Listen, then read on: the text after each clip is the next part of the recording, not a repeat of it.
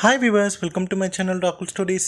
நம்ம இன்றைக்கி இந்த வீடியோவில் எந்த படத்தை பற்றின ரிவ்யூ பார்க்க போகிறோம் அப்படின்னா, நம்ம ஜெயம் ரவி, நித்யா மேனன் அப்படின்னு சொல்லிட்டு பல பேர் நடித்து வெளிவந்திருக்கிற படம் தான் காதலிக்க நேரமில்லை. ஸோ இந்த படம் இப்போ தியேட்டர்ஸில் வெற்றிகரமாக ஓடிட்டுருக்கு. ஸோ இந்த படத்தை பற்றின ஒரு ஷார்ட் ரிவ்யூ தாங்க பார்க்க போகிறோம். வாங்க வீடியோக்குள்ளே போகலாம். இந்த படத்தோட ஒன்லைன் ஸ்டோரி என்னென்னு பார்த்திங்க அப்படின்னா, நம்ம படத்தோட ஹீரோ ஜெயம் ரவி வந்து மேரேஜ் அப்படிங்கிற அந்த கான்செப்டில் வந்து சுத்தமாக இன்ட்ரெஸ்ட் இல்லாத ஒரு நபராக இருக்கார். அவர் வந்து லாஸ்ட் வரைக்கும் பார்த்திங்க அப்படின்னா ஒரு லிவிங் ரிலேஷன்ஷிப்பில் இருந்துட்டு காலத்தை போக்கிடலாம் அப்படிங்கிற மாதிரி நினைக்கக்கூடிய நபர் தான் நம்ம ஜெயம் ரவி. அதாவது நம்ம ஹீரோயினை பொறுத்த வரைக்கும் பார்த்திங்க அப்படின்னா, அவங்க வந்து ஒருத்தரை லவ் பண்ணுறாங்க.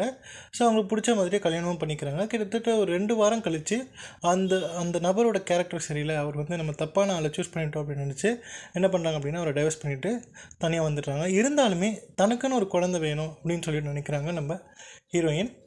ஸோ இவங்க 2 பேருமே பார்த்திங்க அப்படின்னா ஒரு பாயிண்டில் வந்து மீட் பண்ணுறாங்க. ஸோ இதுக்கப்புறம் என்ன ஆகுது அப்படிங்கிறது இந்த படத்தோட மீதி கதை.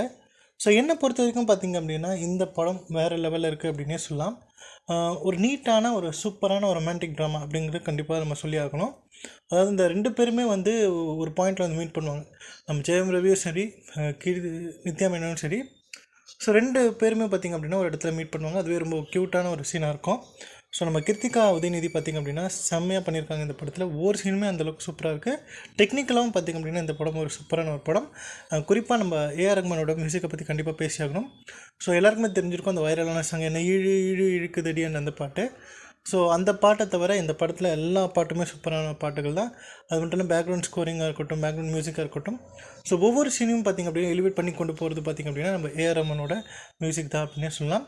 ஸோ மொத்தத்தில் பார்த்திங்க அப்படின்னா இந்த படம் ஒரு வேறு லெவல் படம். கண்டிப்பாக ஃபேமிலியோடு போய் இந்த படத்தை பாருங்கள். பார்த்துட்டு உங்களோட ஃபீட்பேக் என்ன அப்படிங்கிறத கமெண்ட்ல பண்ணுங்கள்.